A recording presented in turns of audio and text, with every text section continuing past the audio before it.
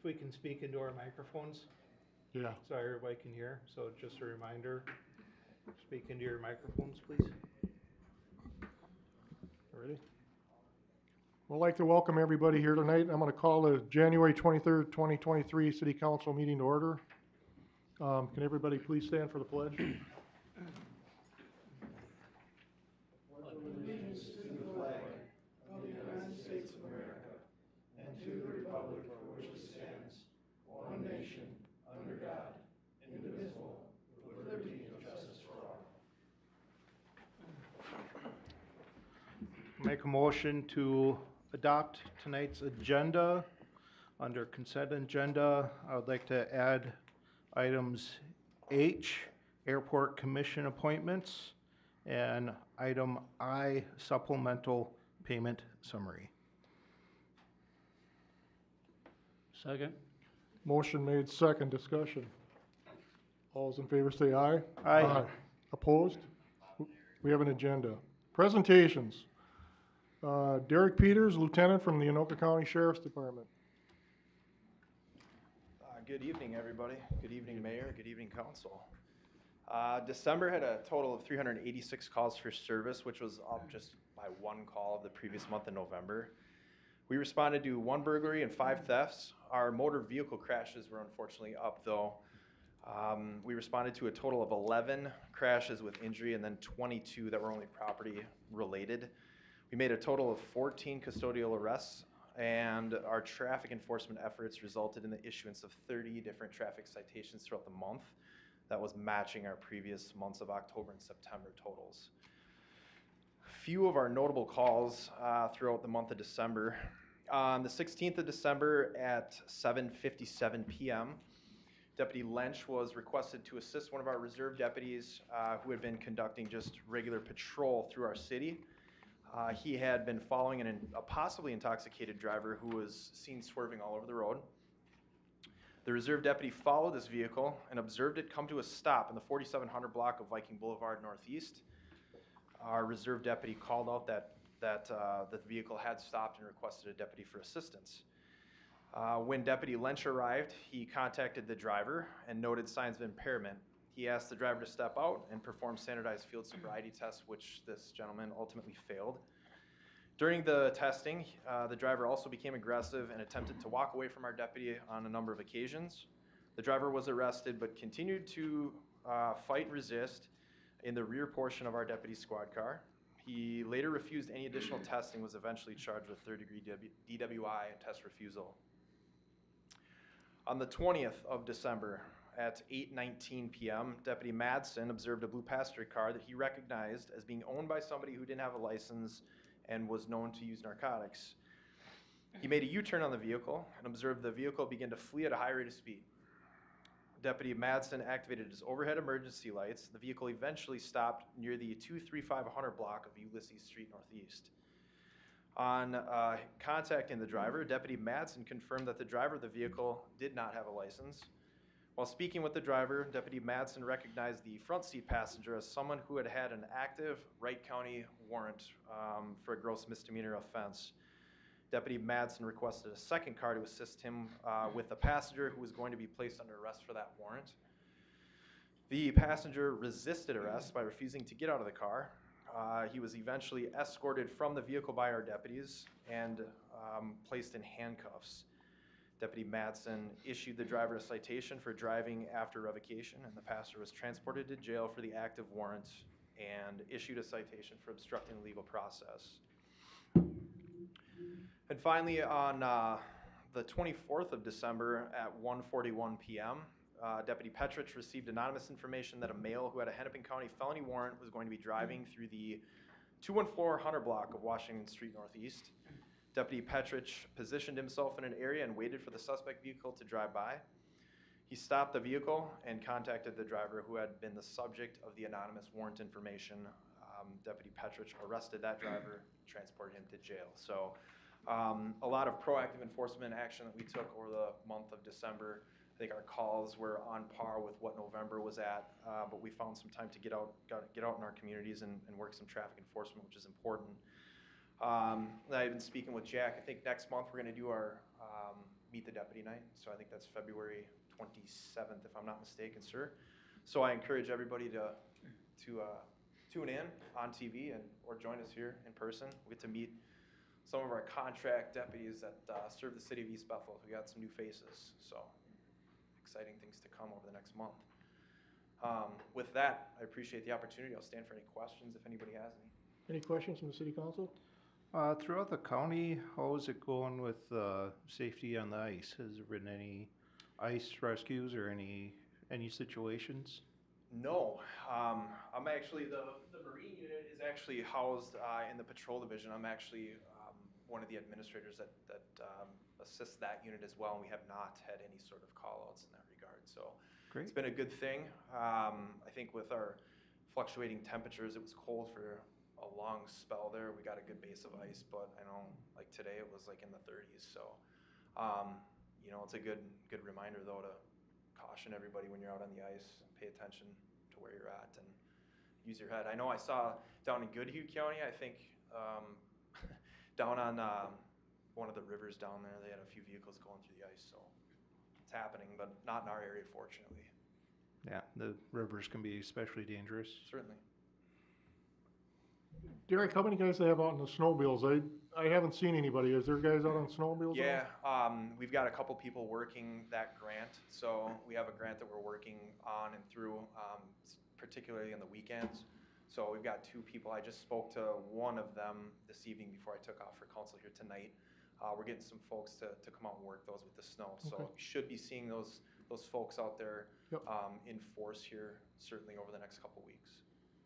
Well, thank you. Is there any questions from our audience? I have a question, sir. Lieutenant, can you answer me this?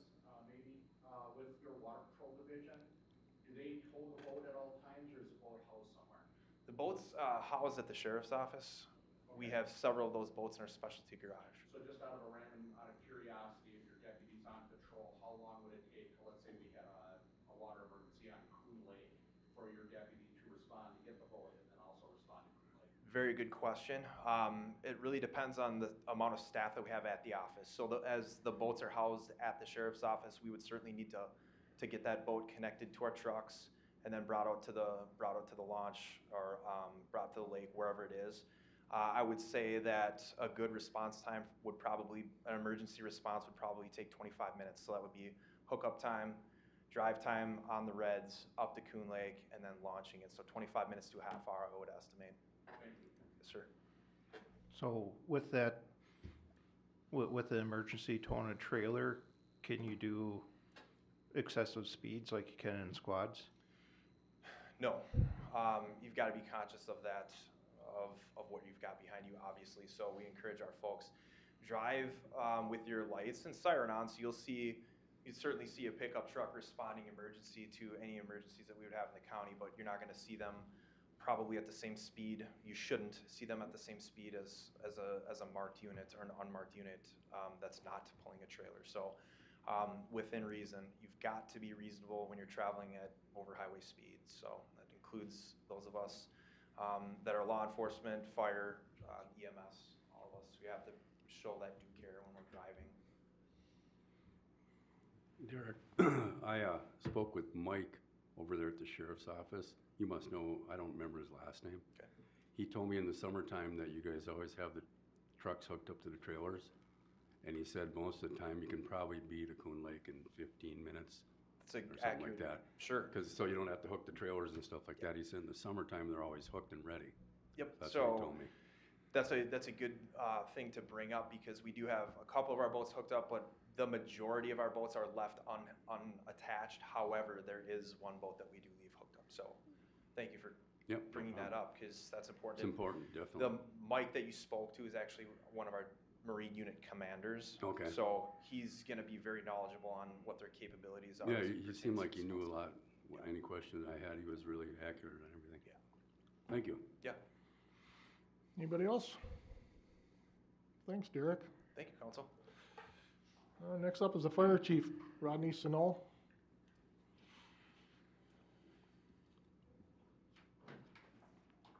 Good evening, Mayor and Council. East Bethel, for the month of December, responded to 84 calls for service. 55 of those were medicals. 10 were accidents due to the snow events we had during the month. We had 7 alarms, 4 smoke outside, and 3 fires. Of the 3 fires, 1 was a car fire, 1 was a truck fire that was called in, but we were unable to locate that one. And then there was a house fire with minor damage to the siding. For the year of 2022, East Bethel responded to 923 calls for service. That's 58 calls above 2021. These calls were 652 medicals, 69 accidents, 55 alarms, 42 smoke or burning, 32 fires, and we helped out our neighboring departments 21 times. The total for our responders that we have, our day shift people in stations 1 and 3 area, they're responsible for 470 calls. Our day shift people in the station 2 area are responsible for 464 calls. Our night shift people for the 2021, station 1 and 3, because they respond together, we're responsible for 256 calls, and station 2 was responsible for 241 calls. And then our duty officer, which responds alone to most of the alarms and that, they responded to 130 calls and that. So far for this month, as of 6 o'clock tonight, we have responded to 54 calls and that. Other than that, like I said, with this time of the year and the amount of snow we have, I ask that people go out and check their exhaust for their furnace and water heater. Make sure the snow is cleared away from that so we're not getting CO alarms and that. And you know, if you feel like you're getting a CO, which is a flu-like symptom, please call 911 and we will come out there and check it out. If the readings are high enough, we'll have the gas company come out and check stuff out too. And then on Saturday, this Saturday, we're going to have a breakfast on Station 1. It'll be from 8 to 11 o'clock a.m. It's going to cost $8 for adults, $4 for kids under 12. The food will be catered in by Route 65 and that. And with that, I'll answer any questions. How's the ice doing on Coon Lake? Any word? We actually, council member, we are out there right now playing on the ice.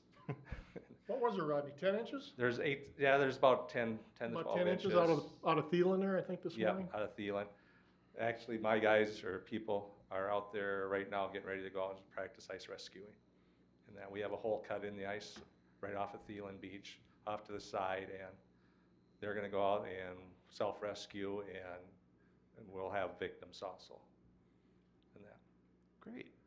But we had a guy yesterday brought us over some equipment from Coon Lake Beach, and as he was driving across the lake in a side-by-side, it sort of sunk on him a couple times, you know, dropped down. So he decided to take the highway home. And I'd like to thank you for going on the breakfast.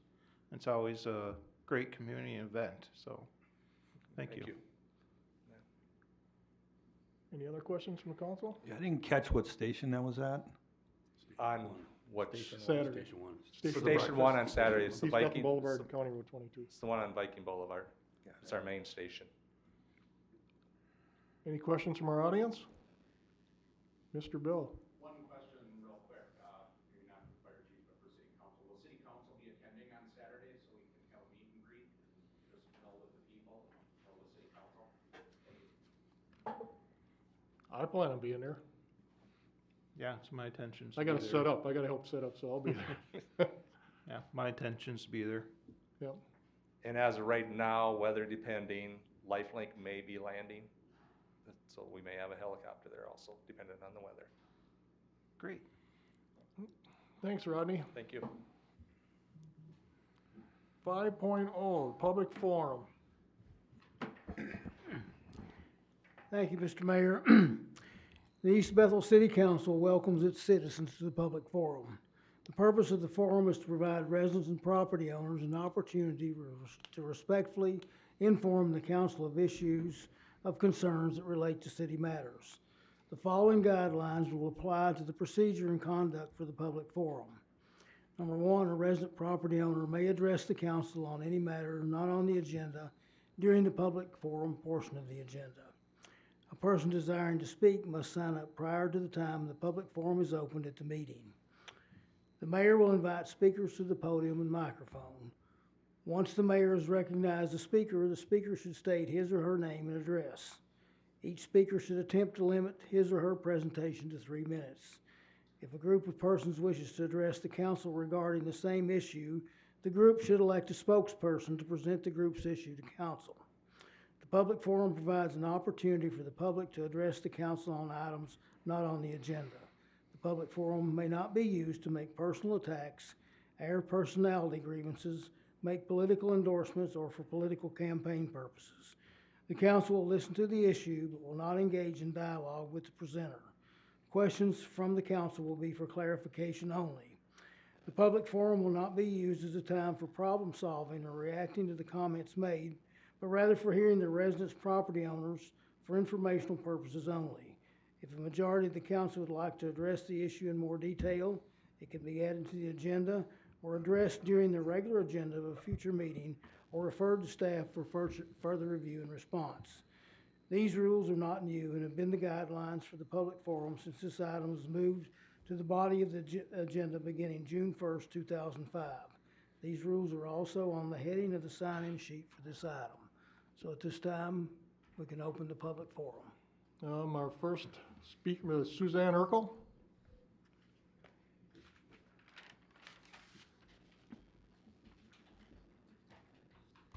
Good evening, Council and Mayor. I'm Suzanne Urkel. I live on Okinawa Street in East Bethel. And I'm up here wanting to know what qualifications are required for being selected for these committees, because as most of you know, and the audience may or may not know, that I applied to be on the EDA, and I felt like I was more qualified. And it may or may not be the case, but that's how I felt. I've lived here longer. I've been on the city council. I've been on the school board. I've been a member of the Chamber of Commerce for 3 years. I've got a huge logistical background from my military service. I have degrees in education and business. And so that's my main question up here, and I know you guys aren't supposed to answer it. And then I would just like to compliment everybody who voted for the unanimous vote that was up here for this freedom of speech. I really appreciate it. Thank you. Next up, Tom Schulzenberg.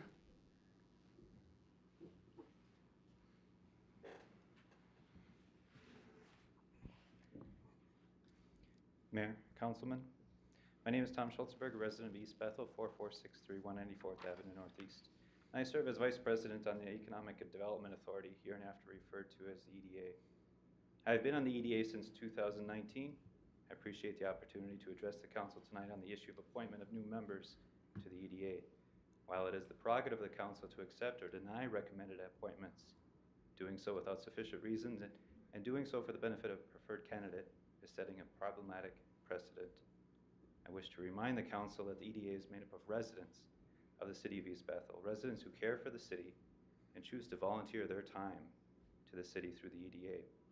Furthermore, the Council should be aware that the only requirement for an EDA member is that he or she is a resident of the City of East Bethel. There is no business experience, no minimum length of residency, no prior knowledge of policy, no proof of affiliation, no connection required. Some may criticize this as an absurdly low bar for consideration. I, however, find it to be exactly what local government should be, by the people and for the people. Having no professional requirements offers to any resident the opportunity to have an active part in government. To establish otherwise tells residents that there are two separate classes of citizens: the professional political class who are allowed to be on councils and commissions, and the rest of us, from whom access to government participation is restricted. And so what qualifies one to serve on the EDA? One of my fellow members said it well during our last meeting, which I will paraphrase, and it's a series of questions. Do you have an agenda? Do you come to the meeting seeking to impose your will upon the city? Or Do you have an open mind? Are you willing to learn about the issues that affect the city and prepare yourself to discuss those by exercising due diligence? Will you keep an objective stance, basing your decisions on altruistic motives and not on personal preference? Do you find value in a diversity of views, while seeking to advance the common good for all citizens of East Bethel? These, I believe, are what qualifies one to serve on city commissions such as the EDA. I also wish to address Councilmember Lewis, as I'm confused by the incongruity in the remarks he made in the City Council meeting on January 9th compared to some of those remarks he made in the Meet the Candidates forum on October 12th, 2022. Mr. Lewis, you said there is a break in the trust between the city and the people, that the council should, quote, get the taxpayers' input, and I want to restore the faith of people in the city. We are listening to what they want. We serve you, unquote. I believed, as I do now, that you were sincere in those remarks. On a personal note, I was impressed by your remarks at that forum, and that moved me to vote for you in the election. I hope that you are now listening to me, a taxpayer and a citizen. At the City Council meeting on January 9th, you also remarked, in reference to all city commissions, they serve us, we don't serve them. Let me repeat that. They serve us, we don't serve them. On October 12th, you also said that you want to have background checks run on appointees, saying that anyone with a, quote, blatant disregard for other people, unquote, should not serve on commissions such as the EDA. I am open to the conversation of whether or not such time and expense should be spent on running checks on commission members who serve only in advisory capacity to the city. I do agree that anyone with a felony criminal record should not be on city councils or commissions. Yet, what a background check will not show you is the character of the person, which what truly makes or breaks the effectiveness of members. One of the candidates who presented themselves to the EDA is well known in the community as having previously served on the city council as well as other capacities. Thus, the character of that person is one of public record and easily scrutable, and one will find that this candidate was given public censure for their actions. It would seem then, Mr. Lewis, that such an action would be a blatant disregard for other people. As an EDA member and as a resident, I want us to do better than this, to welcome candidates who have an open mind and without an agenda, and thus serve the city well. Councilman, I ask you, who is serving who? I ask that you keep this in mind and examine your motivations and logic as you consider whether or not to oppose the EDA's recommendation for new and existing members. Thank you for your time, and I apologize for going over. Thanks, Tom. Karen Kreppus.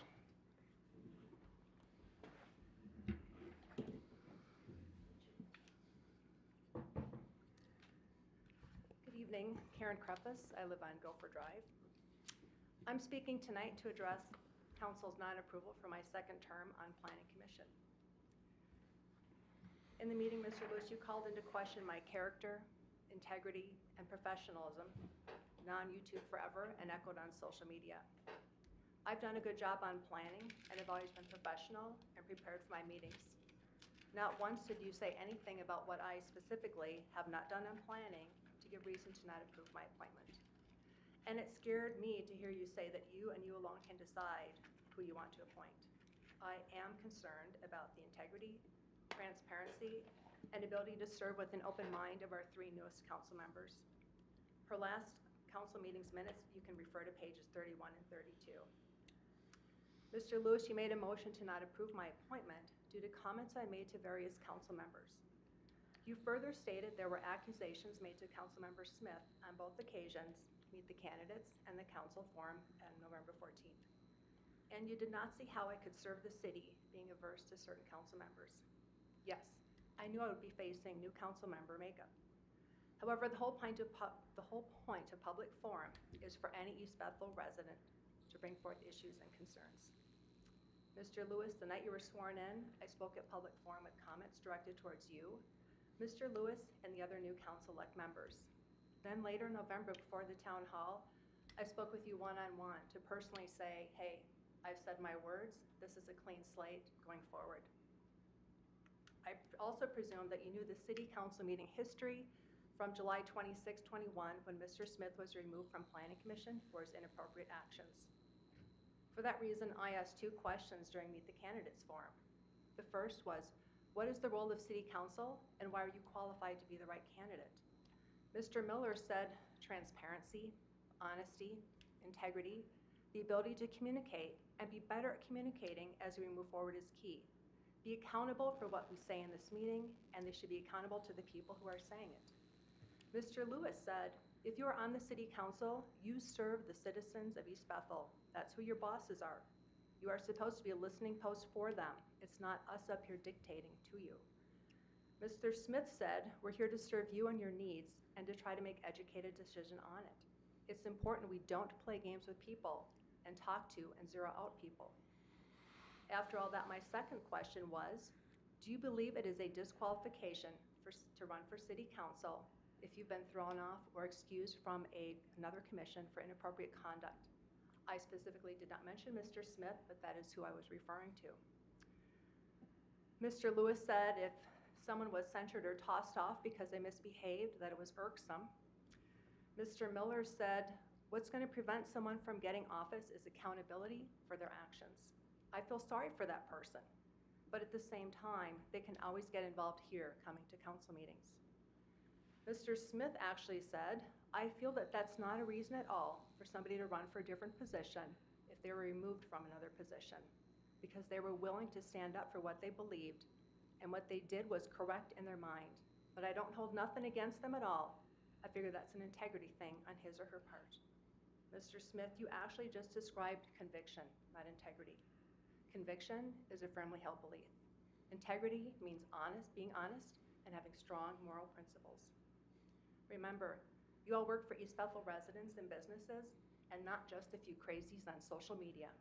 After all, you now represent East Bethel, and everything you say and do reflects upon our wider city as directly impacts us all. To conclude, I have not made any false accusations. Everything I've stated has been factual and verifiable via recorded meeting minutes and YouTube videos.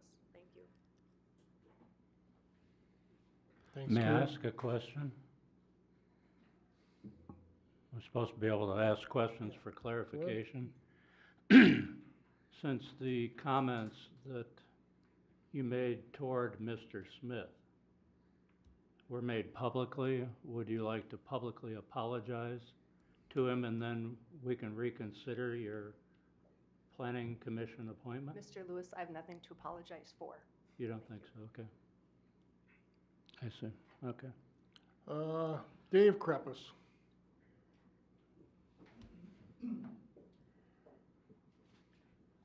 Hello, Dave Kreppus, 23050 Gopher Drive.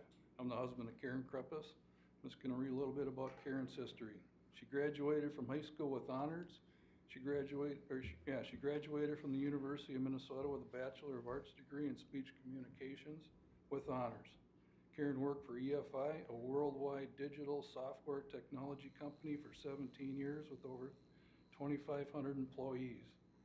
During her time in technical support, she was promoted to National Technical Support Manager and worked directly with Japanese OEM Canon, Ricoh, Konica Minolta.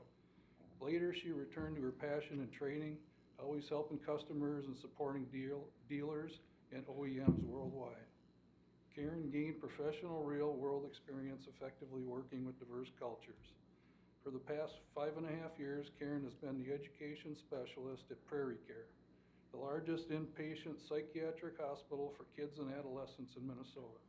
They also have 7 other sites offering mental health services in the metro area, Rochester and Mankato, with approximately 800 employees.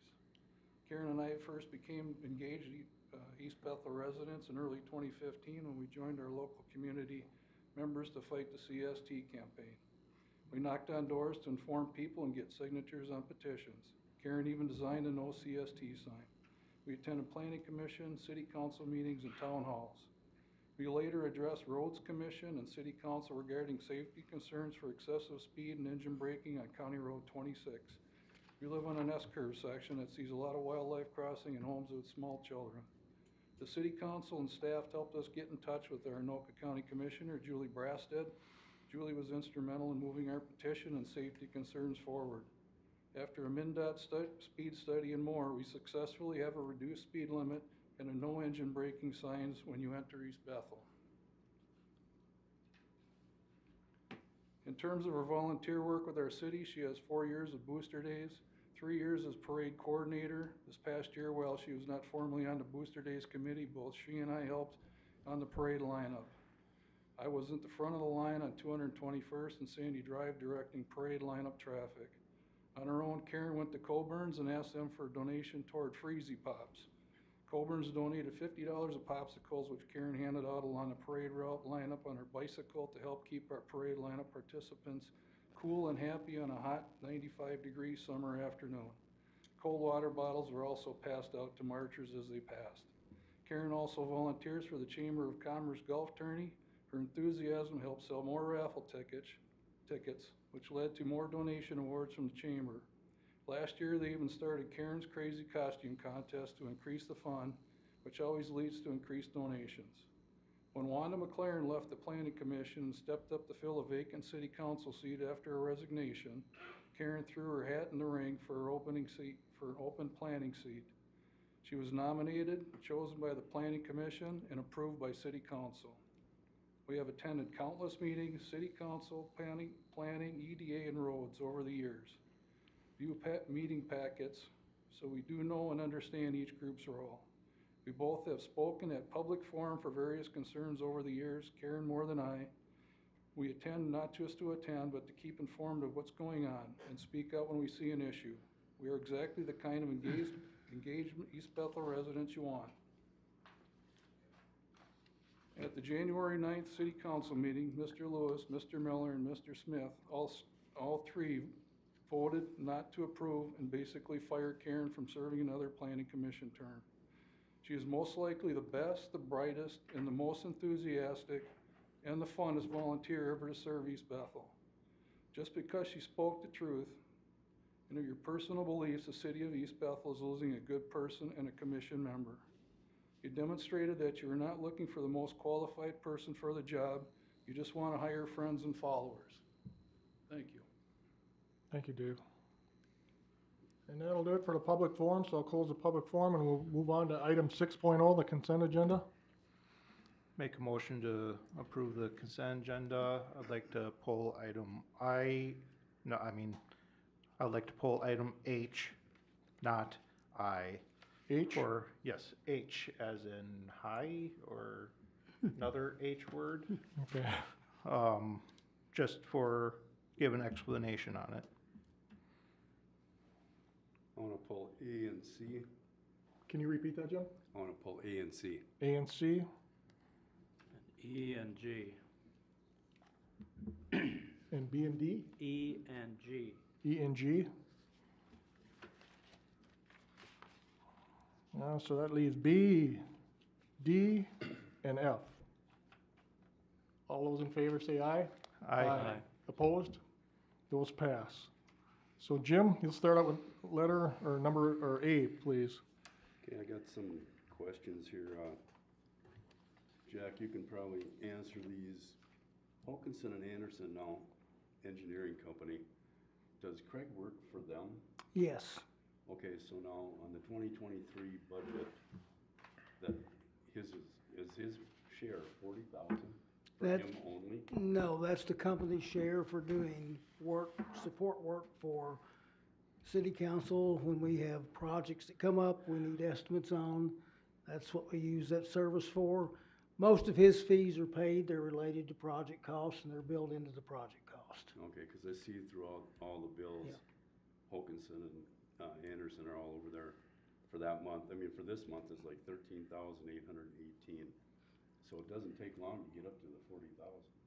Well, What happens with that? again, I'd have to go through each one of those, but probably the majority of those are related to project costs like elevage, which then that's paid out of an escrow that the developer sets up. So we pay Craig and then we collect from the escrow to get the city reimbursed. Okay. And for a lot of our road projects which are coming up, one of them is the University Avenue reconstruction project. That'll be paid for from MSA funds, so he will draw his payment from that account. Generally, the $40,000 just comes from requests from city council or city staff for basic engineering services and estimates for project development estimates, and grant agreements. Okay. How about, Eckberg and Lambert now? We have a base that we pay them per year, right? That's correct. We have essentially two contracts with them. We have a Okay. So how do prosecution. we pay them? We have a prosecution contract, which is a flat fee we pay per month, regardless of how many cases they prosecute. And then we have a civil contract with them, which is paid for on an hourly basis. Okay, so then that's, for this month, then $11,990, that's our monthly payment to them? That is correct, but 9,000 and some dollars, almost $10,000 is the flat fee for prosecution. We paid a little over $2,000 for their civil services, which are billed on an hourly basis. Okay. How about Metro INET? I see that throughout all the bills. I don't know what that is for almost $6,000. That's our internet service provider that we use. It's based out of Roseville. They represent a multitude of cities. It's our IT service. The total budget for that is about $65,000, maybe 70, and it's a relatively inexpensive means of having a total IT person on site. In fact, we have benefit of one of them being here 2 days a week. Okay, because like, I'm just looking at, I don't understand a lot of this internet stuff, but there's a lot of different entities of it. So, I mean, can this be combined to just that company, or we got all them other separate ones? Well, no, actually what that is, we break it up per department to show Okay, how that's what I much is see. spent per each department. Okay. Okay, that's all I have.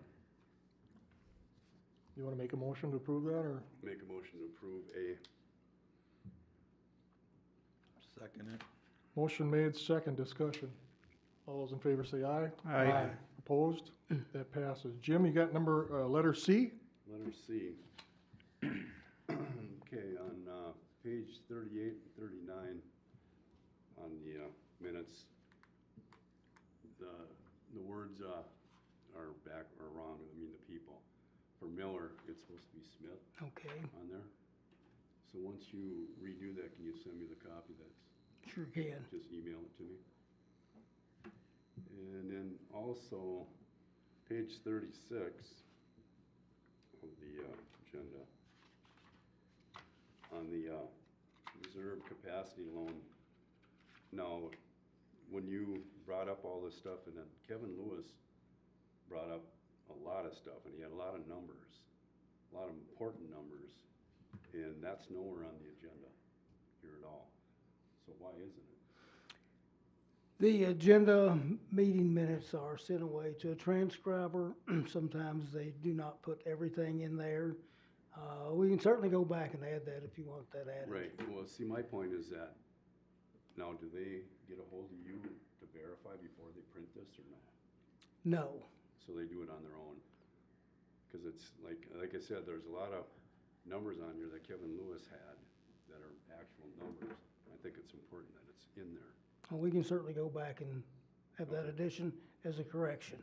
because there's like I said, a lot of information that he provided which was valuable. So, once that's fixed, that's good. So, I'll make a motion to approve C. Second it. Motion made, second discussion. Can I ask a question? Sure. On the RCL, when I was going on about it, you are going to look into the two questions I had. One was the debt incurred legally by the city? Was it legally done? And the other thing was, is there any means for an existing, current city council to restrain future city councils from repeating such a Right, and so our office is going to research that, and I discussed that with, Jack did request me to look into that further, but I haven't completed the research yet, and so it'd be, at a future meeting, we can report that back to you on those Yeah, issues. because particularly the latter question, I'm not a lawyer, but I did research on the previous, and I think it probably was legal under the statutes of Minnesota to do what they did as a city council. But if there's any way for us to restrain this from happening again in the future, that would be good to know. Yep, I understand it to be the issue, the question to be considered, and yes, we're gonna do the legal research on that. Okay, just one other thing is in these minutes, it was mentioned that Lewis agreed to serve on the local Board of Appeal and Adjustment, and I did complete the training with the Department of Revenue, and I confirmed with Carrie earlier today that I passed and I'm good to go on April 24th, whenever it is, to sit with you cats. Congratulations. Can I- Yeah. Before there's a vote on this, Mr. Mayor, I might make one suggestion. I mean, I appreciate Mr. Smith's comments on information you wanted added into the minutes, but because we don't know what details are exactly going to be added in yet, you may, instead of moving to approve it with those unknown changes that are kind of just left to the discretion of the transcriber, you may want to instead table your minutes, let the new version be prepared, and then reconsider it at your next meeting. Yeah. That's fine. You want to amend your motion then? Let's table that, yeah, Second until it. they do that. Motion made, second discussion. To the motion of tabling, all in favor say aye. Aye. Opposed? Kevin, one thing on your request that you made last time, we've intended that to be the subject of a work meeting in March, but there needs to be further research done on it, so we'll schedule that as a recommended item for the work meeting. Good. The next one is E. Kevin, that's you. Okay, E is regarding the city planner, Aaron Berg. I just have a couple of questions, that's all. And it can be for Jack or Aaron, whichever. At the time that you were hired, did you know that you were gonna run for the city council of Cambridge?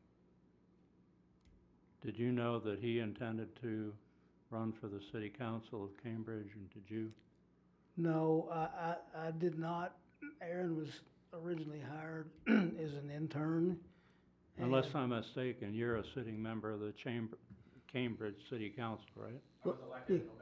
Yeah, okay, What- just make sure I'm yeah. not mistaken. One thing that we did before we hired or gave Aaron this promotion to city planner was I had a discussion with Chris Nelson to see if there was a potential conflict of interest. And he said if there was, it would be on the Cambridge side, and should any vote come up that would be in conflict with the city of East Bethel, that Mr. Berg would have to recuse himself from any vote on that matter.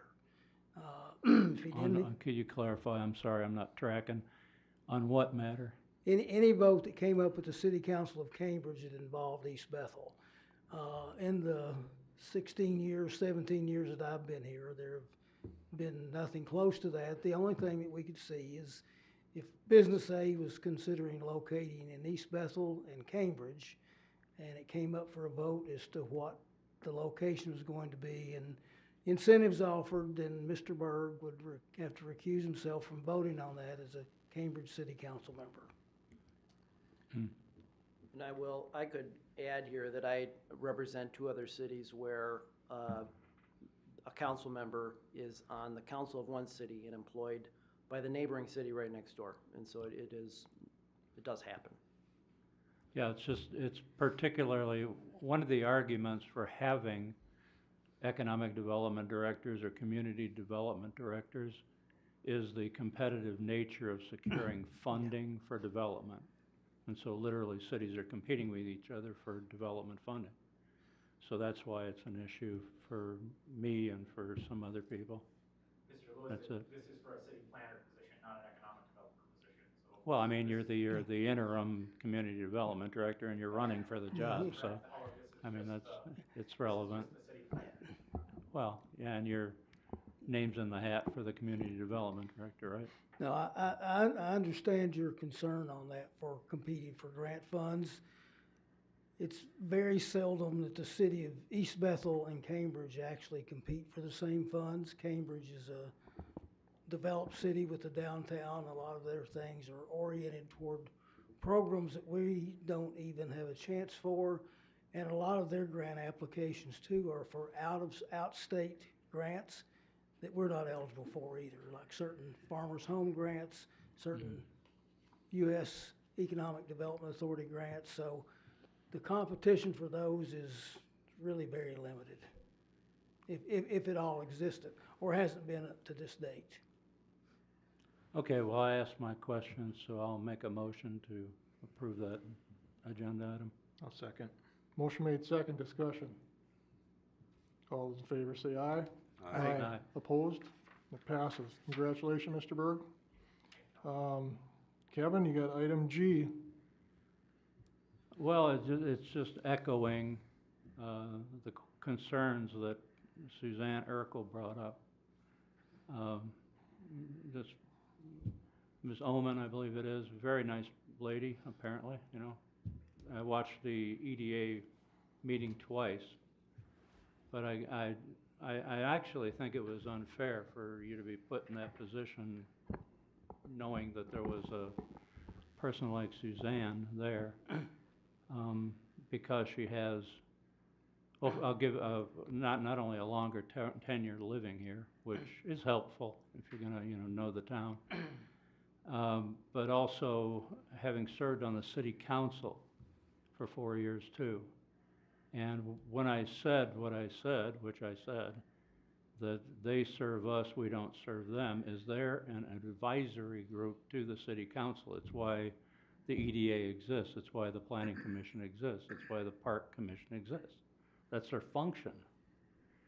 So they are to help us make decisions. They're an advisory group. So I wasn't putting whatever was implied. I'm not putting one group above another and all that other nonsense. I'm just stating the fact that it's an advisory group, that's all. And the more knowledge you have about what you're advising on, the more likely your advice is to be good.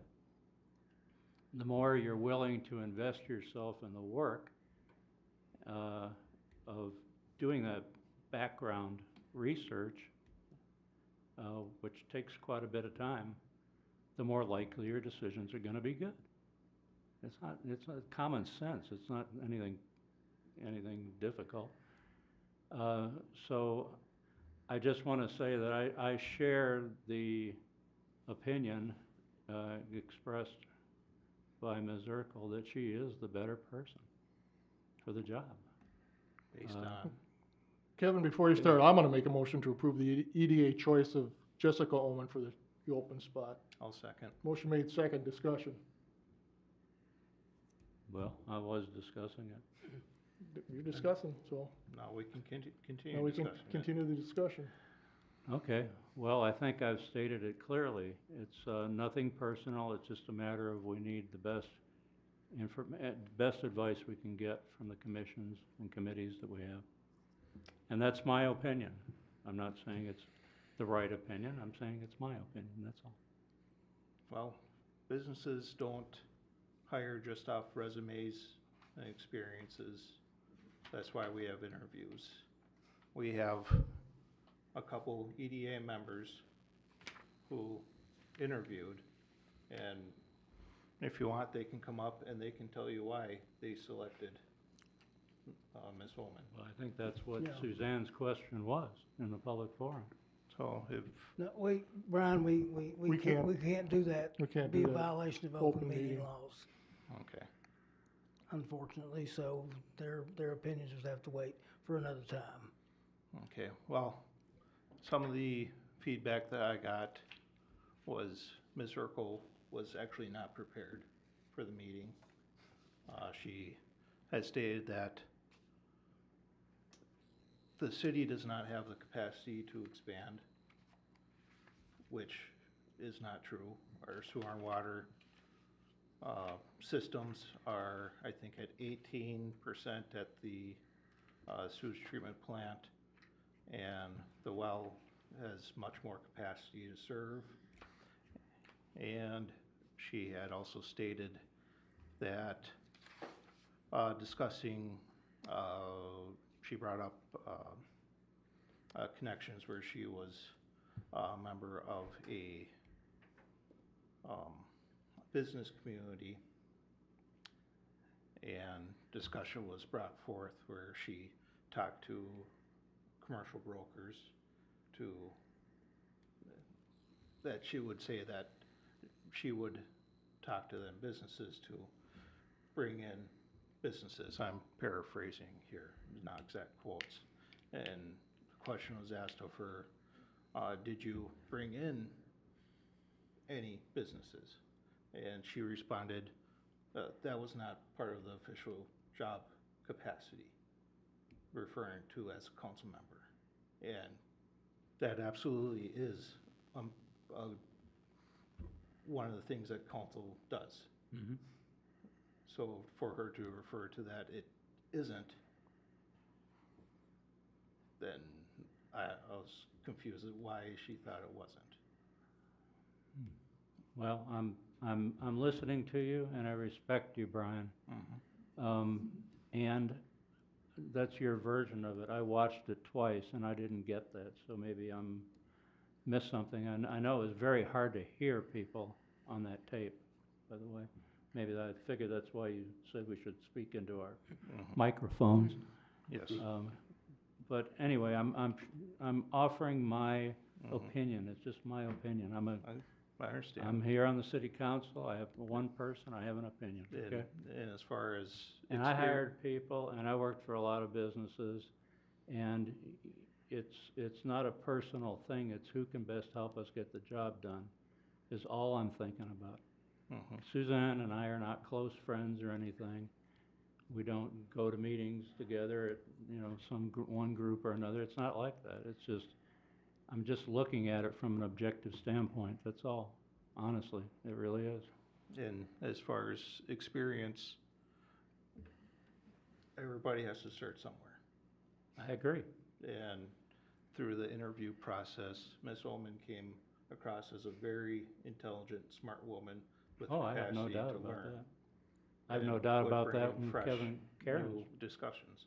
I would love to have your intelligence advising us. That's what bugged me so much about how that all went down. Yeah. But, that's my opinion. What say the rest of you, if anybody wants to speak?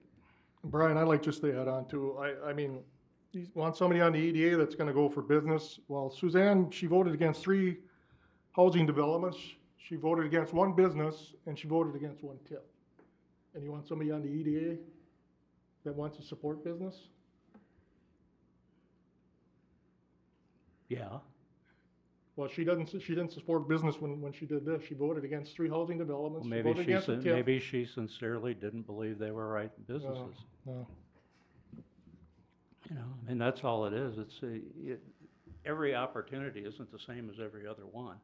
They're not widgets, it depends on who you're dealing with.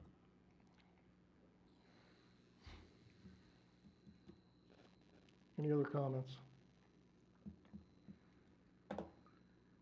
For myself, just looking at this, it's great to have the citizens involved. It's great to have people who want to come and who want to start. Yeah. I mean, I can't tell you, and I want more and more people to do the same thing. At the same time, the decisions we're going to make up here are going to directly affect what we do tomorrow and into the future. I want to be advised by the best. I want to at least take into consideration the experience. I got a lot of guys who'd like to work for companies that I used to run, and they all said the same thing too. I don't have any experience. Give me a chance. Well, I'm not spending my money here. We're spending the city's money and watching out for it. It's hard to look at resumes and not pick out who would have more experience within what we're trying to do. Now, respect what you had said, or respect what you had said. At the same time, from a business point of view, it's hard to just say, hey, let's try this or let's try this when we're trying to fill a seat, and we desperately need to make good decisions and sound decisions. Love the enthusiasm for everybody to get involved, but I've got to look at what the resume says. And if I was a business, I'd be hiring the one with the most experience. That's my opinion. I agree with what Tim just said. If you read the resumes, to me, it's a no-brainer. My comment. Any more comments? Well, to the motion to approve, all those in favor say aye. Aye. Those opposed? Aye. That motion fails. If I could, Mr. Mayor, I'd like to ask the city attorney to speak to this matter regarding what our ordinance says, because we certainly have some type of an impasse where we have a commission making a recommendation and council not accepting it. Where do we go from here? The only thing that is addressed in the ordinance on where we go from here, it says all vacancies shall be filled in the same manner as for an expired term, but the appointment shall be only for the unexpired term. So, Kevin, do you have any advice on what we can do to get some of these appointments to city council? Sure, well, you know, the ordinance, I think, directs that the commission then would be directed to go through interviews again if their recommendation has been rejected. But, you know, maybe the council wants to find a different way to go about making their appointments. And maybe it would even take an amendment to the ordinance itself to, you know, put in an exception or another alternative path to making these appointments when the recommendation of your interviewing commission has been rejected. Then what is your step from there? And it could be an easy amendment to the ordinance, but how does the council want to deal with that going forward?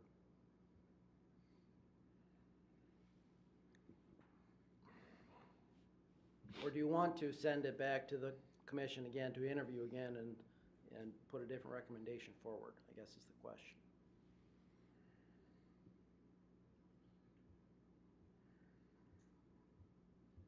I guess I'd like to put it back out there again. I don't know. Have them do it again. I don't know. Yep. I mean, it was a unanimous decision, so.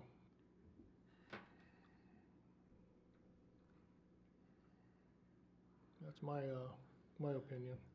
It seems to me if if it goes through the normal process and a recommendation is made, that if it's just, that's not gonna work from the city council's point of view, and we don't have anybody else, then you should go through the whole process again. But if you know someone that will work, I don't see why you should have to go through that whole process again. At some point, we gave them the chance to do it, and at some point, we have to insert ourselves and say, we just think you made the wrong choice. Why? The question still is in the back of my mind, and it's the one that Suzanne mentioned is, why? Why would you come to that conclusion? Because, like I said, I watched that twice. And these guys watched it too. We all watched it. And it was like, huh. And then again, I would love to see Ms. Oman involved in all that kind of stuff. But right now, again, excuse me, to Tim's point, we have things we can do down the road. We have things we need to do right now. And right now, we need the strongest people possible on the commissions, and our opinion has been stated. I mean, it's clearly a 3-2 majority, so. Sure, and I agree with what you're saying, and I understand what you're saying. I think the only problem procedurally is there's an ordinance in place that says this is how the process will go forward. And so it sounds like what the council, what you, Mr. Lewis, would prefer would be put in an additional provision into the ordinance that would allow the council to then choose an alternative candidate to whomever the commission has recommended if that candidate is rejected by the council majority. And ultimately, we're the ones needing the advice. See, if the people who are on commissions don't do the work, that means we have to do all that work in addition to our work. These commission members did do their work with interviewing. Excuse me, I respect what you're saying, your opinion. You're accusing these commission members of No, I'm not. doing a Don't good put job. words You in just my said mouth. that. Don't put words in my I'm mouth, not. Brian. You just said that. I'm not accusing them of anything except I don't understand how they reached the conclusion. And I was gonna say, they would be happy to talk to you after the meeting. They would Well, be what do we happy to do talk in the to you. meantime? Well, in the meantime, we can't do anything. We That either, seems like a poor solution. Seems like an ineffective solution. This is what the ordinance says. Huh. Do we follow the ordinance? Well, like Kevin said, we apparently need to amend it or something. Well, if you I go can't the- believe this has never come up before. It's always been just rubber stamp whatever a commission recommends. Nobody ever had a question about anything. That's hard to imagine, it really is. You know what the EDA is in Ham Lake? It's a city council. So that's who the EDA is in Ham Lake. A bigger city, 38% bigger than ours by population. Interesting. But, yeah, I don't know exactly what our next steps are. Kevin, you're the attorney, so how do we properly do things? Well, Mr. Miller, Mr. Smith, would you prefer to, make an amendment to the, existing ordinance to, put in a provision that would allow the council to select a candidate on its own? Or do you prefer to go the route of what the existing ordinance says and have your commission recommend a different candidate? Well, if they're gonna amend it, wouldn't that still have to go back through the process, planning and everything, and then come back to us? Well, it doesn't have to go through planning because it's No. not a zoning ordinance, it's Okay. a procedural ordinance. And so Okay. we could bring an amendment to that ordinance back at your next meeting, it could be enacted, and then that would be the new law of the land, so to speak, on commission appointments when this sort of scenario happens. You know, if that's the wish of council, we do have to run any amendments. The ordinance would have to run a public hearing, so it would be the end of February before we could actually vote on it. Another alternative may be that the city council then interviews candidates and selects their own preference from the interviewees. We were witnesses to the interview process. We all watched it. I'm just saying that could be a possible option if you wish to do that. Yeah, So yeah. if you want to do it the other way, just give us your recommendation, and is you want to make the appointment, or you want to do the interview at the city council if it's not acceptable from the commissions. It seems to me more efficient to just make the appointment of Ms. Urkel to the EDA.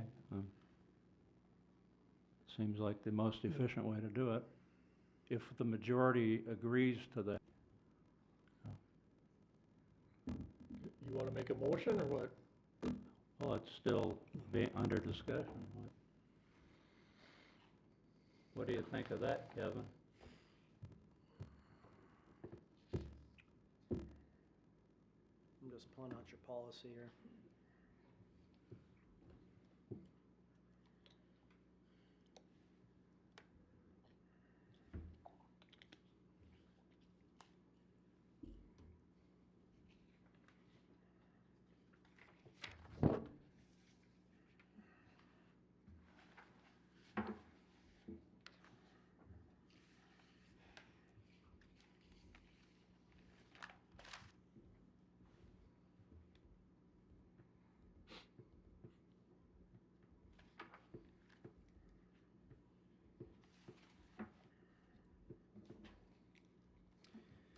I mean, so like I said, the policy as it's written says that you act upon the recommendation of the commission as specified by city code, or request further consideration of the matter by the commission/authority.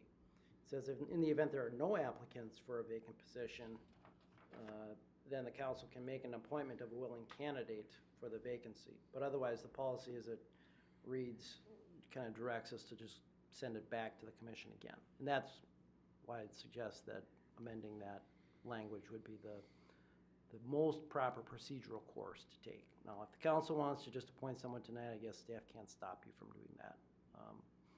That's up to you. Okay, then I move that we appoint Suzanne Urkel to the Economic Development Authority. Motion made, I'll second. motion made, second discussion. But before we go down and do that, there's another thing in our city ordinance that Kevin and I just briefly discussed by email. It says, no person shall serve on more than one commission. Now, since this is a liaison appointment, would that comply with the city ordinance, Kevin? Well, right, and we did discuss that because Ms. Urkel has been appointed to the airport commission recently, I think at your last meeting. And so the question would be, since there is an ordinance that says a person should not be on two city commissions at the same time, do you want to choose to take her off the airport commission in favor of putting her on the EDA? How does that work, Kevin, when, now we're all members of the HRA also? So now we're the city council, plus we're on that commission, we're on two.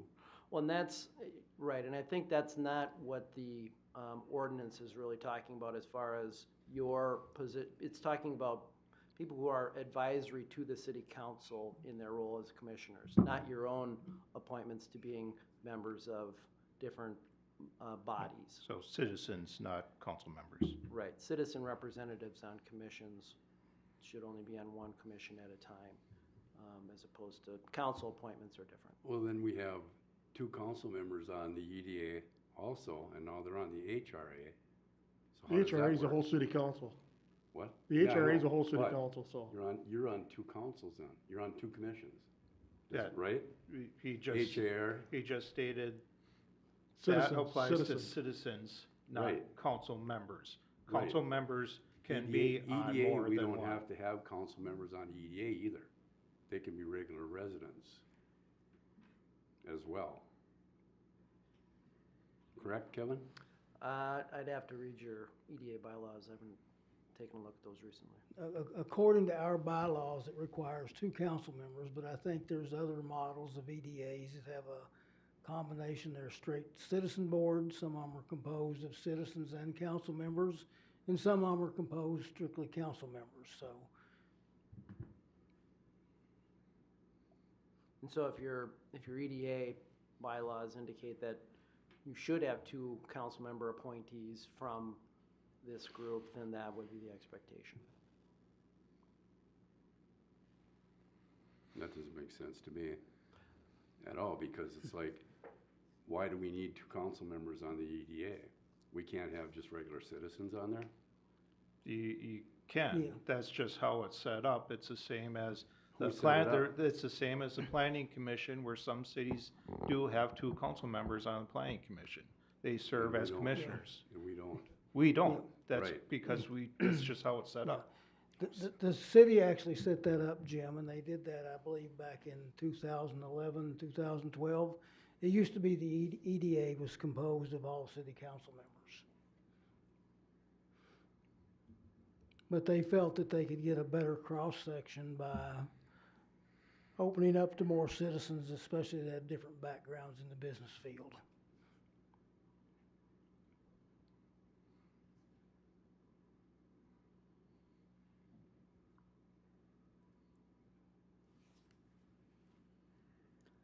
My only question is, I don't see how Suzanne representing East Bethel on the Anoka County Blaine Airport Commission is the same as being on an advisory commission to the city council. They seem like two very different things to me. Yeah, and I could see that interpretation because the Blaine Airport Commission isn't necessarily, they're not making recommendations. No, to completely those bodies. different Exactly. body, Different completely body, different. Right. In fact, I think that's the whole point right there, is it doesn't apply. It's a non-issue, because being on the Anoka County Blaine Airport Commission has got nothing to do with a commission like But planning. You're EDA. still a citizen serving on more than one commission. It doesn't specify if it's It's not a commission. A advisory commission, as committee we're or using not. the term, is an advisory group to the city council. The Blaine, the the Anoka airport County commission is Blaine still Airport Commission considered isn't a advising commission. the city council of anything. Yeah, it's still considered a commission, the airport's commission, yes. Well, just because they have the word commission in the name, has nothing to do with it. I'm talking about a commission is an advisory group to the city council. That's what the HRA is, that's what the Well, EDA is, that's what planning is, that's what park is. They're advisory groups to this. And I can understand, okay, you can't be on two or more of those. But the airport has nothing to do with it, just only the word commission happens to be in the name. Exactly. I think it's a non-issue. Things are falling apart, sorry. My motion stands. So there's a motion, is there a second? I second Motion it. made, second discussion. All those in favor say aye. Aye. Aye. Opposed? Aye. That motion passes. Welcome, Suzanne. Brian, you got letter H. Letter H is an airport commission appointment. I believe there's some discussion between Kevin and Ms. Urkel that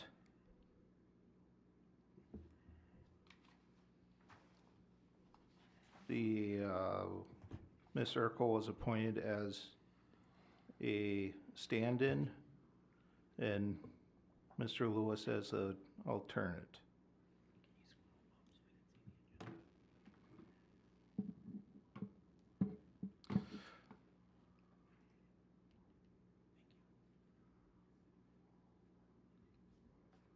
Jack, would you like to expand on this? Yes, I had a request today from Mr. Lewis to see if the appointments to the airport commission could be reversed, and that Ms. Urkel be the member and Mr. Lewis be the alternate. Currently, Ms. Urkel is the co-chairman of that commission, and her appointment as a member would allow her to continue in that capacity. If not, then the airport commission would have to have a new election on that, and they didn't especially want to go through that. So it's one that you just reverse that, it doesn't really change anything. So that's why we brought it up to add it to the agenda for consideration tonight. I just felt Suzanne is better equipped to do that job than I am. Again, it would require a learning curve on my part. She's already there.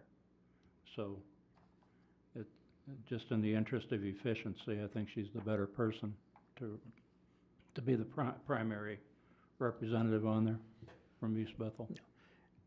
As long as there's one council member there, is essentially all that's required by the airport commission bylaws. And I will be attending the meetings with Suzanne. We won't ride together necessarily, but we'll both be there.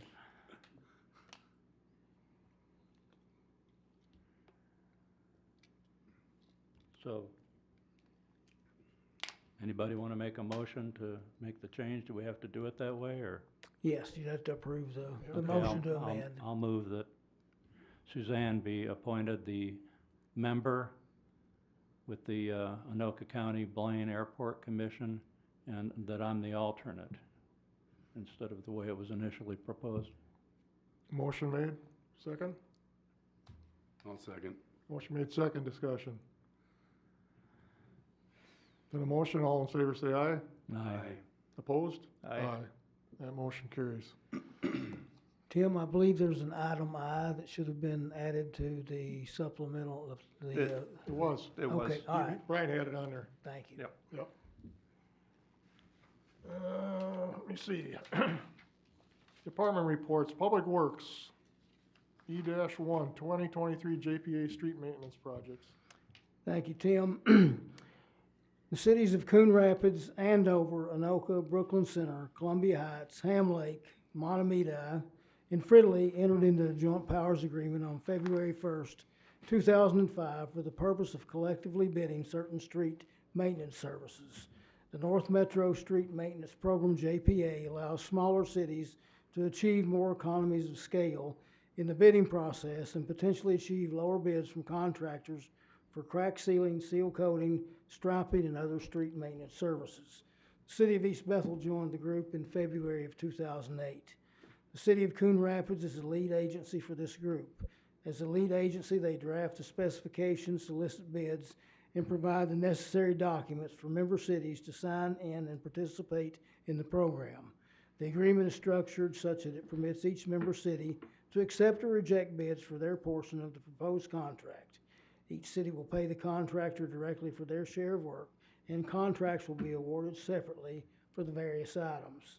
The City of East Bethel has realized a savings of up to 20% over previous costs for these services through participation in this JPA street maintenance program. The following projects are recommended to be bid as part of the 2023 JPA street maintenance program. These projects have been identified in the 2023-2027 Street Capital Improvement Plan. The items are 2,000 linear feet of pavement markings and 100,000 linear feet of crack sealing. The estimated cost for crack sealing and striping the above listed quantities is $65,000 to $90,000. $200,000 was budgeted in the 2023 Roads Capital Improvement Fund to cover these projects. Any balance in the remaining fund will be used toward 2023 asphalt overlay projects. Bids for the work will be received in early March and presented to City Council for final consideration at the March 20th meeting. Staff recommends City Council approve the city projects for bidding as part of the 2023 North Metro Street Maintenance Program JPA.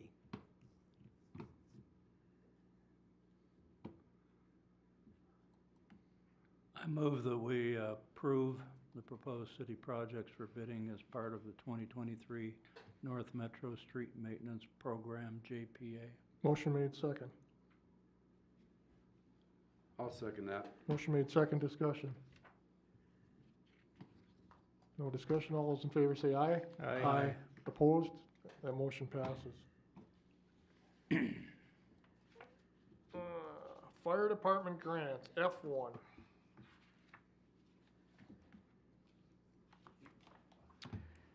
Staff is requesting City Council authorization for the submittal of the following grant applications to address equipment and personnel needs within the East Bethel Fire Department. These grants are as follows. Number one is an assistance to firefighters grants and our FEMA grants, which require a 5% match from the city. These grants will be broken down into 3 projects. Number one would be operations and safety grant request. The main item here is equipment for battery-powered extraction tools for all 3 stations. Currently, the city's extraction tools are hydraulically powered from a pump and use hoses on the fire trucks. The battery-powered tools require less maintenance, are more reliable, and are much less cumbersome to use in emergency situation. The cost for 3 sets, which would be 1 at each station, are $90,000, and this includes a 20% contingency. The city match would be $4,500 and would be funded from the Equipment Replacement Fund. The third portion of this grant would be modifications to facilities with an addition to Station 3.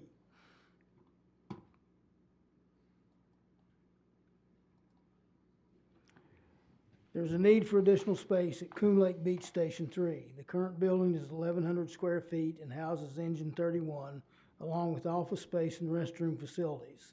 An 800 square foot addition is proposed on the north side of the existing building. The addition would garage a rescue vehicle and provide needed storage for Station 3. The estimated cost for this project is $252,000. This cost also includes a 20% contingency. The city match would be $12,600 and be funded from the Building Capital Fund. The third portion of this grant would be for vehicles and would propose to purchase 2 new rescue vehicles to replace units 11 and 21. The cost to purchase these trucks would be $580,000, and the local grant match for the grant is 5% or $29,000. These new vehicles would replace the 2008 and 2010 F550 mini pumpers, which are scheduled for refurbishment in 2028 at a cost of $137,000. The savings over the proposed refurbishments would be $108,000 if the grant is awarded for the purchase of these vehicles. The city would also benefit from the new vehicle warranty and the extended life of these new trucks. The city match would be paid from the Equipment Replacement Fund, and Rescue 21 and Rescue 11 would be sold at auctions with those proceeds rolled back into the Equipment Replacement Fund. The match would not be part of the 2023 general fund expenditures nor affect the 2024 levy. The application for deadline for these grants is February 10th, 2023. Estimated grant funds requested would be $922,000 with the city share of $46,100. All the city matching costs will be covered to existing accounts set up for these purposes. Second grant would be a staffing for adequate fire and emergency response, which is commonly called the SAFER grant. This grant provides funding directly to fire departments and volunteer firefighter organizations to assist in increasing the number of firefighters to help communities meet industry minimum standards and attain 24-hour staffing to provide adequate fire protection from fire and fire-related hazards and to fulfill traditional missions of the fire department. SAFER program is awarded approximately $4.8 billion in grant monies to promote critically needed resources to hire new additional firefighters or to change the status of part or paid on-call fighters to full-time. This grant application would be to fund an additional full-time position for the department. This grant opens in February and closes in March. As of this time, the exact dates have not been released. The grant would be used to fund a full-time position to cover Monday through Friday day calls, and this person would also be the full-time training officer, grant monitor, and community outreach coordinator, and have other duties as assigned. The application for this grant would be $90,000 for the first year of the grant. This grant is usually over a 3 to 4 year period, with the amounts received following the first year declining each period to allow time for the transition of this position to be gradually absorbed in the department's budget. Subsequent years' funding would be dependent on the term of the grant, and there is no cost share or match for this grant. As fire department staffing needs will be reviewed at our February 6, 2023 work meeting, the final direction to submit the application could be given at a council meeting date in February. The final grant application requested is the Minnesota Fire Department Turnout Gear Washer Extractor Dryer Grant. These grants, administered through the Office of the State Fire Marshal, will award amounts up to $10,000 with a 25% match required by the City of East Bethel. At present time, we have a washer extractor dryer at Station 1 that is used by all 3 stations. Having another unit located at Station 2 will allow firefighters to clean their gear much quicker and help reduce the presence of carcinogens on turnout gear that may be present from exposure from fire scenes. Cancer in firefighters is more than double that of the general population. The cost for the extractor is estimated to be $10,000. The city share would be $3,300 and be funded from the Equipment Replacement Fund. Additional equipment expenses would be approximately $5,000 in plumbing costs and could be paid from the Building Capital Fund. Applications for this grant are due by April 14th, 2023. The East Bethel Fire Department and city staff request City Council authorization to submit the grant applications as presented for the FEMA Assistance to Firefighters Grant, the FEMA Safer Grant, and the Fire Marshal Turnout Gear Washer Extractor Dryer Grant. Make a motion to approve authorization to submit the grant applications as presented for the FEMA Assistance to Firefighters Grant, the FEMA Safer Grant, and the Minnesota Fire Marshal Turnout Gear Washer Extractor Dryer Grant. Motion made, second. I'll second it. Discussion. Say, Jack, there's another one today that I seen on the news that the state of Minnesota is they've got $30 million for public safety. I don't know if that's something we can look into too. We'll Help out on this stuff, so. We can definitely check that out. Okay. Jack, how do these grants work? You know, are they for all individually, everything you've stated here? The first 3 would be a decision that we need to make tonight because these are due February the 10th. These would be applied for individually. There'd be 3 separate projects. The total value of all 3 of them together was $922,000. So we could get one and maybe not 2 of the others, maybe get none or maybe get all 3. If we got all 3, that means the city's share we'd have to pay to get $922,000 would be $46,000, which would be a great deal in leveraging our funds and Okay, saving a lot of money on our budget. I understand that, but like, so now say that they approve just one of the 3, Mm-hmm. how do we look at that? Well, it'd be whichever one they approved. Let's say Yeah. So that we're not carved in stone though with it, and even if they approve it, we still have to approve doing this, right? Or If- are we if- committing to it No, right now? if they approve the grant, then we have to sign an acceptance notice on it. So if they approve it, it doesn't mean that we're going to accept it unless we sign the official acceptance letter of notification. Because now what I see on the second one here, the addition on Station 3, we've only got one estimate. Do we have any more than one estimate? No, that's all we have now. We just got the estimate though, so we could do the purposes of the grant. So what would have to be done if we got this grant, then we'd have to go out for bids and design, get some design specs. We feel comfortable in the estimate. We've added 20% to the cost of it. It's probably high anyway, but we want to be on the safe side on that. But we would go out for bids with some better design specs on that. Okay, so now like the first one, that's basically they're the jaws of life is what we're talking Correct. about, right? Correct. So now, I look at it this way, it's that the majority of our calls are EMS. We don't have that many fires. We have 10 fires on the last report. So with that, or I mean, wait, that's for the vehicles, I mean, crashes. So the jaws of life on them 10 crashes, how many times do we use them? I don't know. And the way I look at this is, you know, if you just have to use it once, It's paid for. it's worth it, and especially if you can get it with these grant funds that are available for this. And these jaws of life now too, these won't be hydraulic anymore. They're gonna be battery operated, so they can just take them and go.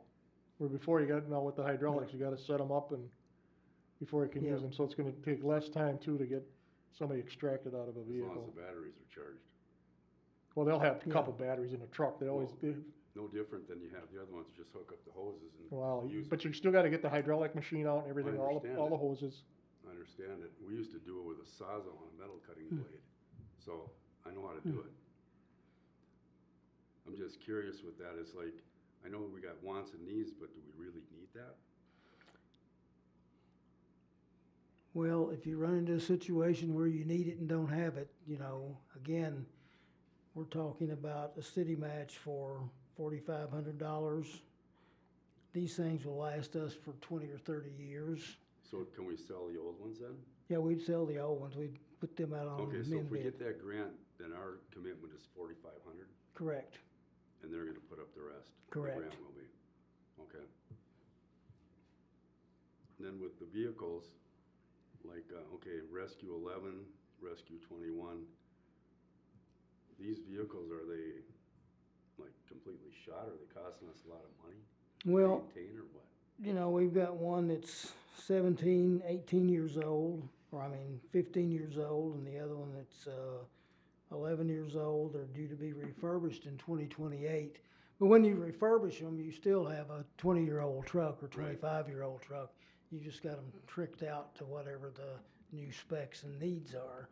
It's a way, again, to get a very, very expensive, too expensive pieces of equipment for very little money. And if you get these now, these trucks will be sold on min bid. So Do we have any idea how much we could get for these other trucks by chance? I would be guessing we could get more than what the grant match is. Really? Yes, Yeah, cause the pumpers, cause the new ones are not gonna Yeah. do pumpers, so that, yeah. These Yeah. are rescue rigs, right? yeah, but they Yeah, got pumpers yeah. on, they got Oh, pumps in do? the back. They have Yeah. water pumpers on them? Yep, yeah, and the new ones, no, they won't. The new Cause ones? they don't use the pumpers on the 11 and 21 Yeah. right now very often at all. Okay, So they're kind of mainly I'll rescue. put it bluntly, they're kind of a pain. okay, There are a lot of maintenance, seals going That's out what I because of mean, bad yeah. water here. The water's Right. so bad and everything, so. sure. Rodney's got them over here quite a bit because of seals and all the valves and everything going out. Okay, You know, for these grants here that you just went over, and the ones that have a deadline for submittal in approximately 3 weeks, the city would probably pay nothing for that. Now, again, there's no guarantee we'll get the grant funded Right. either, so we Right. may submit it and get nothing, we could submit it and get it Not all. at all. That'd be great if we did then. Okay, that's cool, that's all I got on them three. Any other discussion? To the motion, all in favor, say aye. Aye. Opposed? That motion passes. Let's see. Now we got city administrator, Verizon lease amendment.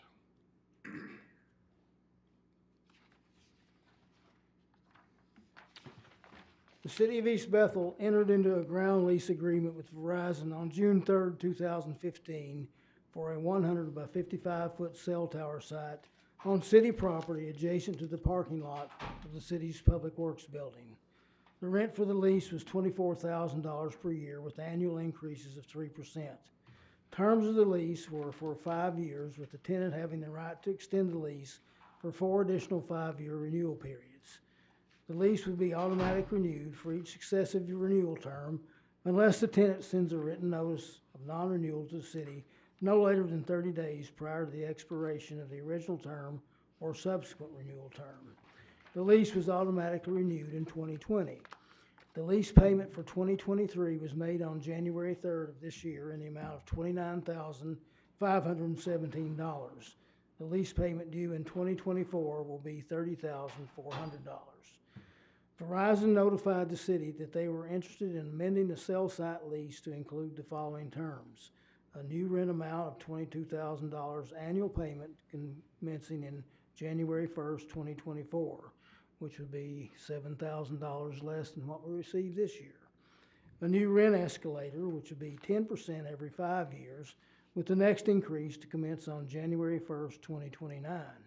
We currently have a 3% each year. The 10% every 5 years would be less than 2% a year compounded. And additional renewal terms of 7 5-year periods. Staff advised Verizon the city would probably have no interest in the modification of the lease, but would present this matter to City Council for consideration. Verizon's response was that a negative response to their request would trigger a review to evaluate alternative cell site locations. They did indicate that they would abide by all terms of the existing lease until the agreement is terminated or expired. Should Verizon consider alternative tower sites in the city, an interim use permit would have to be approved for the location of this type of facility. Per City Code Zoning Section 16.6, the following sites are identified by the city in the following prioritized order as preferential for the location of communications towers. A, antennas located on public lands or structures. This is the city's preference for any telecommunications site that is to be constructed as a new facility. Co-location on existing antenna support structures. Within the easement of high-powered overhead transmission lines, 69 kV or greater. And within the central business district, highway business, and light industrial districts within 1/4 of a mile of Highway 65. There have been no prior issues with Verizon concerning the lease or the use of the site. To support their build-out of their 5G services, Verizon stated their goal in this matter was to improve their lease terms and align their rents to the current market rates for these fees. I did check with Verizon. They said their current market rates for this area, not for any specific location, were approximately $23,000 a year. At the time the lease was approved, the city of Cambridge just concluded a similar lease agreement with T-Mobile for a tower site and received the same terms we negotiated with Verizon. Staff did check with surrounding localities, and none of them have Verizon as a singular tower user. They co-locate on some other towers, so the market rates that we got from Verizon were within what's happening in the 100-mile radius of us. The following is the comparison of anticipated rents under the current lease and proposed amendments. In 2029, 5 years from now, we would get $36,300 under our current lease agreement. Under the 2029 amended lease, we get $24,200. Moving out to 15 years, we would get $48,780 as opposed to the amended lease agreement, which would give us $29,280. Staff requests that council consider that Verizon's proposed terms for an amendment to the current cell tower lease located at 2241 221st Avenue are unacceptable and provide direction to staff as to if or any counteroffers regarding this matter are to be considered.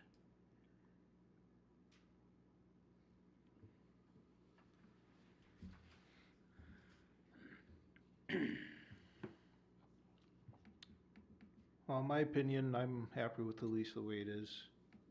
I really wouldn't be interested in renegotiating. As with to reconfirm, Jack, You wanna that- make a motion first, Brian, or? do we need a motion on this? Yeah, we'll need a motion just to give us direction on. Okay, I'll make a motion to, not amend our current lease with Verizon, with the cell tower located at 2241 221st Avenue. Motion made, is there a second? Second. Motion made second, discussion. Okay, just to confirm what you said, Jack, that the city of Cambridge had just concluded a lease agreement with T-Mobile for a tower site and received the same terms we negotiated with for our current lease, so that means T-Mobile is paying Cambridge paying Cambridge what Verizon is currently paying us. When I talked with their finance director there, she said that they didn't have any leases with Verizon. There was with T-Mobile, and it was still the same as it originally was. So they are getting an equivalent amount from T-Mobile what we are getting from Verizon. Essentially, that's correct. Okay. I look at it like, I know my Verizon bill hasn't went down, so I don't know why we'd go down for them. I mean, if anything, the lease should go up, not down.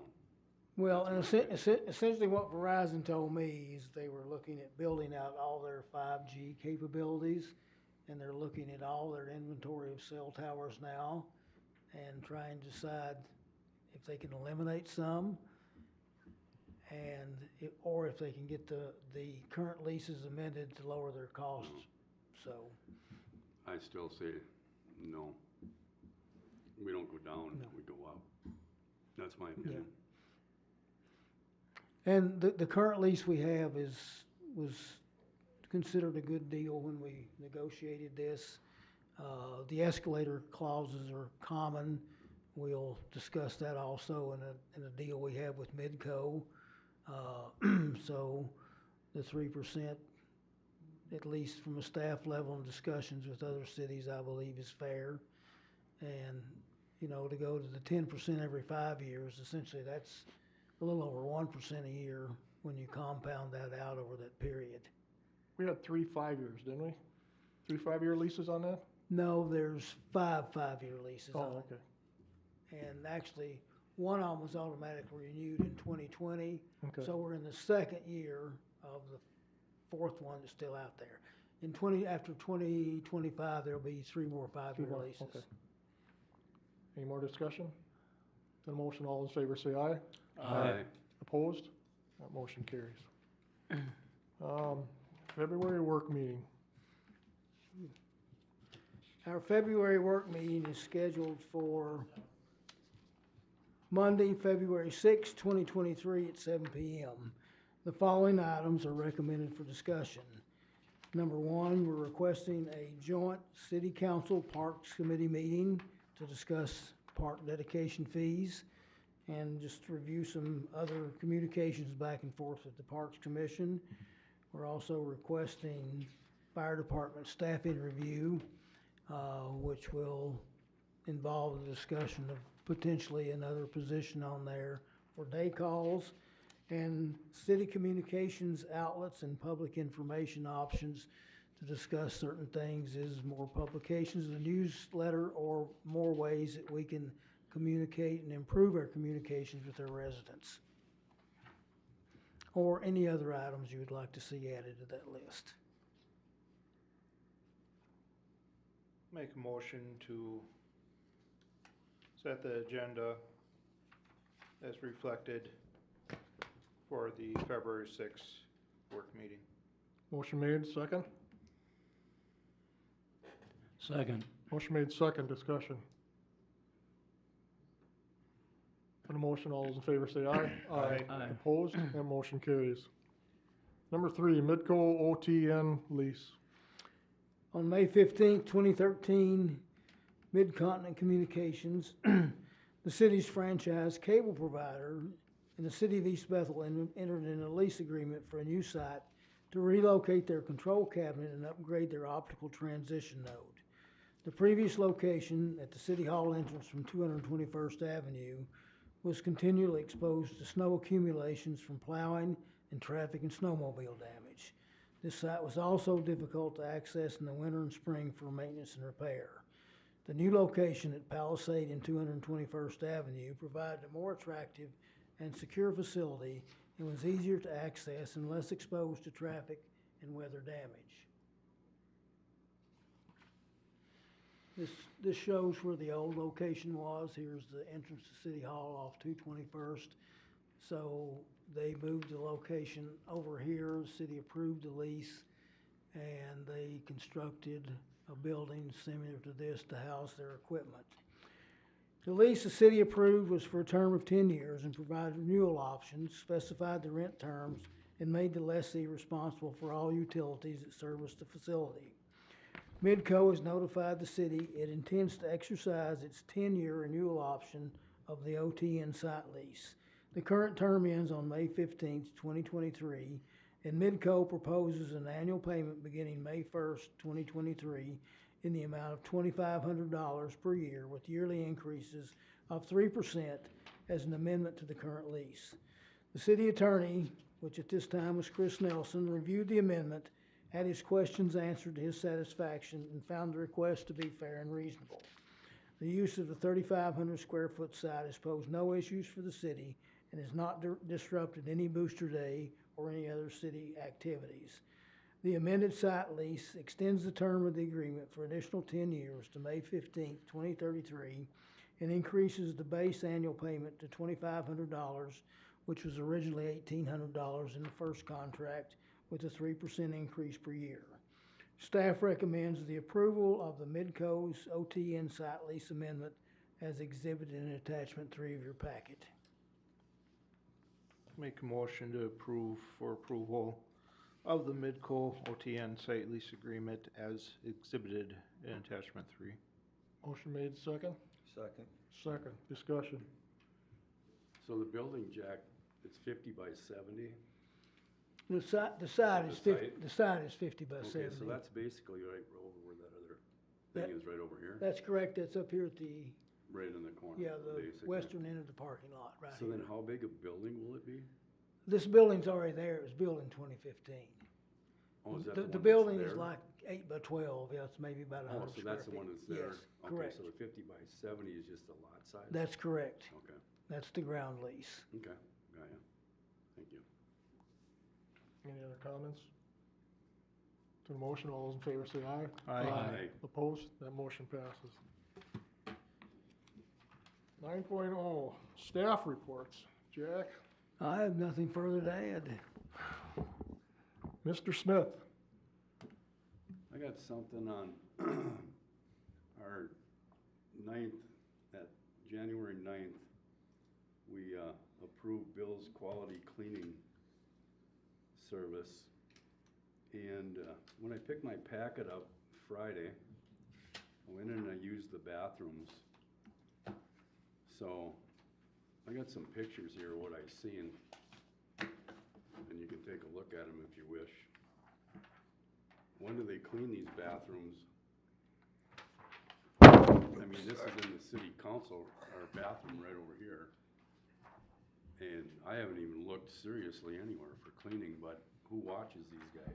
We do, and if you look at them today, you won't recognize the sinks. Oh, really? They cleaned them? Yeah, they cleaned them, and there's a problem. We changed salt in the water softener, Sure. and we're getting these iron stains that build up almost immediately. Okay, because I'm just curious, because it's like, so do we keep an eye on these guys when they do the cleaning? Yes, Okay, on all our buildings?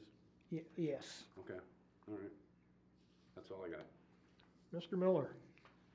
I'd have to say, my first meeting with the Parks Commission, I was very impressed with the people, how they talked, how they interacted. And I just want to think and say they're doing a good job, and I look forward to working with them. Good. Kevin? I've got nothing. Brian? I attended the EDA meeting. There was a update on our broadband information. The city has been kind of waiting on Anoka County, an update on their fixed wireless program. They had applied for a grant for, I believe it was approximately $8 million.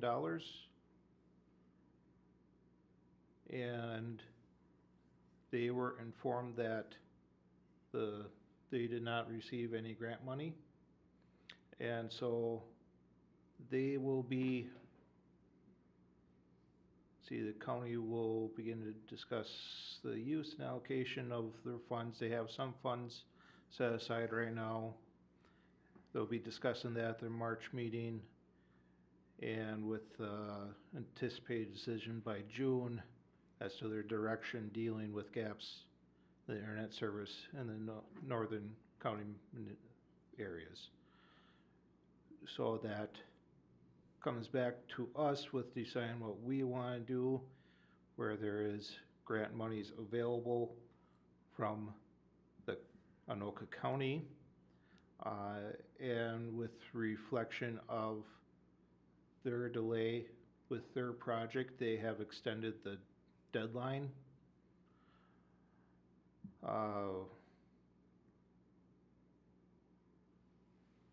from, it was December 31st, and they stated that fund expenditure would be extended to 2025.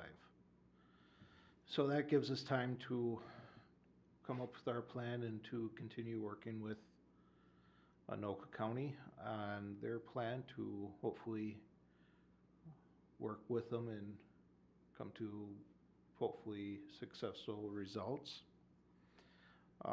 Within the EDA meeting, the subject of the BRE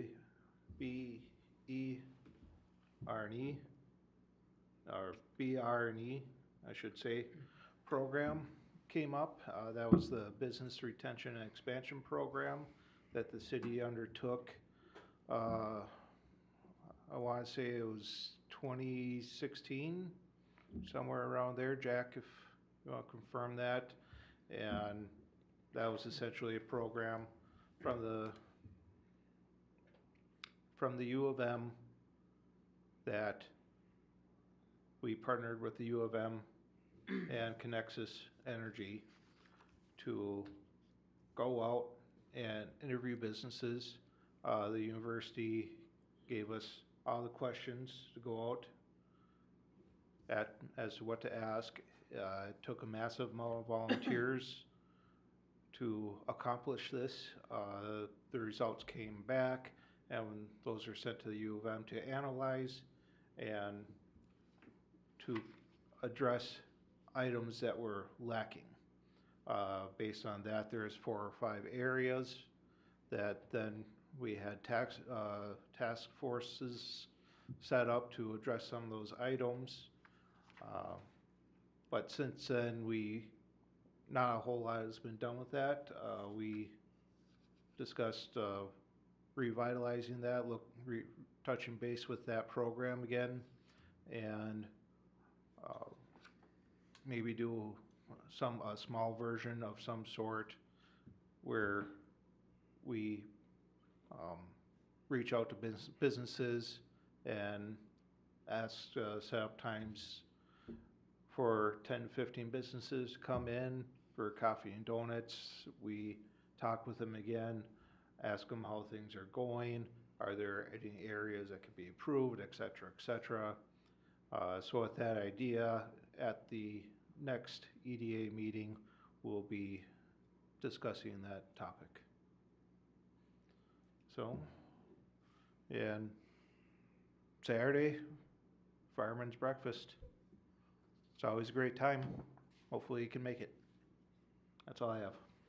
Yeah, I don't have anything either. So with that, we have. Make a motion to adjourn. Motion made, second. Second. Second, discussion. All those in favor say aye. Aye. Opposed? We are adjourned. You want to jump right into this Yeah. HRA meeting? Yeah. We're going to jump right into that. I'm going to call to order the January 23rd, 2023 Housing and Redevelopment Authority meeting. Is there a motion to adopt tonight's agenda? Make a motion. Second. Motion made, second, discussion. All in favor say aye. Aye. Opposed, we have an agenda. 3.0, appointment of officers. The Housing Redevelopment Authority is governed by a board of 5 commissioners who are members of the East Bethel City Council. The HRA Commission board members' terms coincide with their terms as members of the council. For the HRA bylaws, the board is required to appoint HRA officers at its annual meeting, which is tonight. The 2022 HRA officers were Tim Harrington, chairperson, Suzanne Urkel, vice chairperson, and Brian Mundell, secretary. Staff recommends that the Housing and Redevelopment Authority appoint a chairperson, vice chairperson, and secretary and adopt Resolution 2023-01 designating the officers for the 2023 HRA term.